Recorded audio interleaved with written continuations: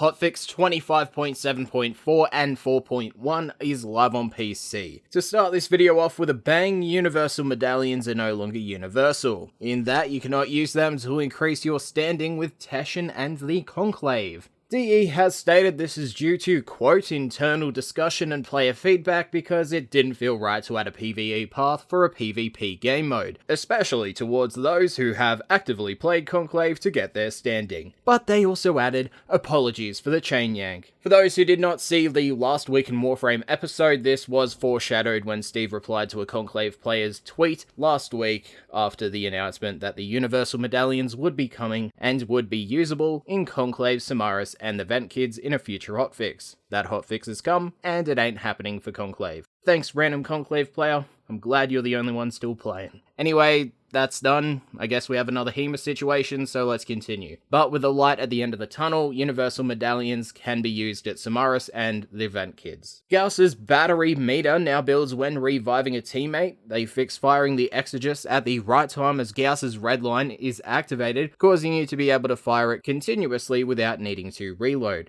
They also fixed not being able to use Gauss's Mark Rush across the coolant in the Orb Valis Captura scene. Toroids now have a 2% drop rate, and they fixed Toroids not dropping from non-Rachnoid enemies in their respected Valis areas, which are of course the Spaceport, Research Base, and Temple of Prophet. For the Disruption node, the Arbitration variant now requires players to complete 8 conduits in order to extract, and rewards are awarded for every second round completed. Joining a Disruption mission in progress will now lock when either 2 conduits are completed or 1 conduit has failed, as opposed to locking after 1 conduit is completed or failed. They've also made the following steps to reduce marker clutter. Markers only show for active conduits or if a player has picked up a conduit key for it. Markers only show for active conduits or if a player has picked up a conduit key for it. 1 marker will always be shown if there are no active conduits and no conduit keys picked up, and conduit keys on the ground for a matching conduit will be removed as soon as it is activated. The renderer and metallic surfaces have been improved, with DE saying in the patch notes. The team has been relentlessly working to fix issues brought up with the rendering changes in 25.7. The most prominent feedback was related to dull-looking metal. We have applied a shader change to the entire game for an overall wash of the dull metal textures to reduce roughness. This should be most noticed on characters where your FashionFrame eye is trained to spot imperfections. Keep in mind that even though rendering is more accurate and consistent now, some legacy materials could suffer, so let us know if you spot something. Now for the changes that came in the hotfix, they have further decreased the max range of Atlas's rumblers ever so slightly, so they can no longer get caught in certain doors. Sniper scopes and mining will no longer show the player if they are cloaked and zooming in. They've removed nightwave tips that were showing incorrectly for certain item previews. The unowned label in mod link preview will only appear now when you don't own at least 1 mod. They have tweaked the interception heads-up display by moving and aligning the UI. They've also removed railjack binding options from the controller customization screen, removed a radar dish in the Plains of Eidolon due to it blocking a turret from firing, and when previewing Kubrau and Kavat armors that cannot be equipped on your current Kubrau or Kavat, it will now display the compatible Kubrau and Kavat skin.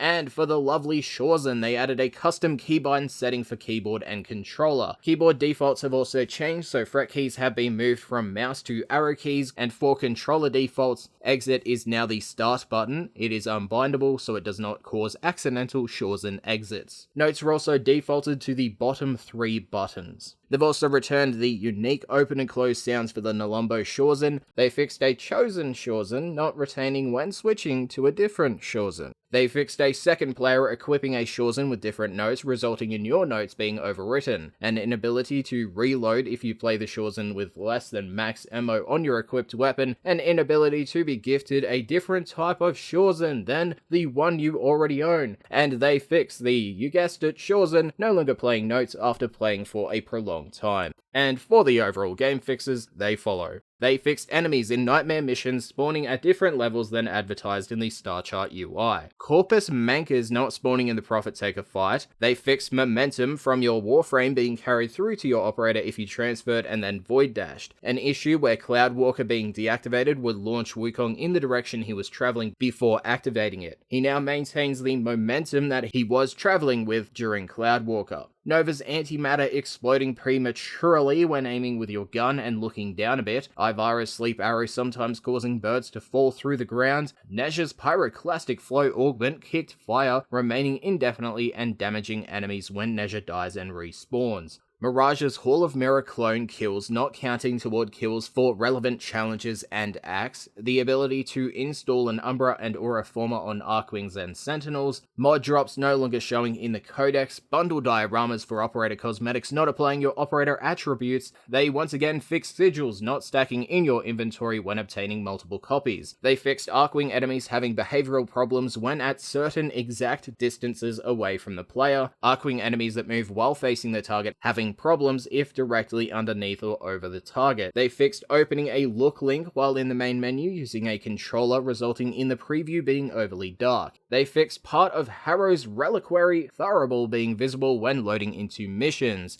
missing Sanctuary Onslaught portal effects, melee elemental effects not showing when you swing the weapon, solo players still moving in the direction the elevator was moving when the game is paused, Trinity Link's beam flickering, the operator's dual Oculus lenses being too opaque after recent changes, the Icarius ammo parts not hiding with invisible frames, volatile Orokin canisters having a blue light instead of the intended red, secondary and bonus bounty objectives pertaining to the host language for clients, they fixed the pick up Kuva Catalyst prompt being incorrectly translated in Japanese, they fixed a file path showing instead of insert shard text in the Terriblest bounty, picking up heavy ammo showing name, cooldown, reset, stuck loot in the Corpus Ice Planet tile set, chat linked Sentinel weapons not showing any info in the preview, a constant reload and recharge sound for some kit guns, incorrect energy colors on the Samaris Helio skin, the ability to overflow Dojo Message of the Day boxes with lines, the Aceltra not having the correct mode or text when picking it up, the inability to initially move when logging into the game, some overly glowy ice textures, and they fixed a hard to reach loot spawn that was stuck in mesh collision in the Corpus Ice Planet tile set. That was Hotfix 25.7.4 and its follow-up 7.4.1. I feel very sorry for those that thought Universal Medallions were their out, and that DE would, stick with something called Universal and make it actually universal. #FuckTheConclave.